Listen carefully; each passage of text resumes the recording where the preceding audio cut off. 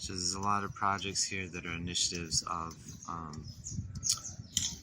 putting in agroforestry installations at hospitals. So this is a medicinal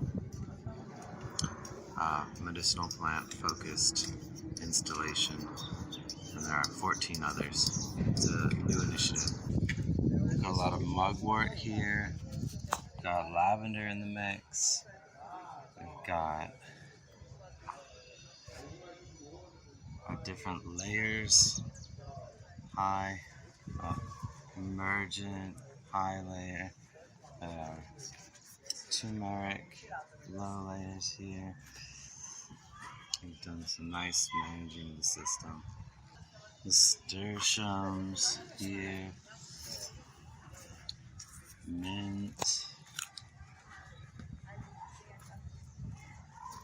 Sage. Rosemary.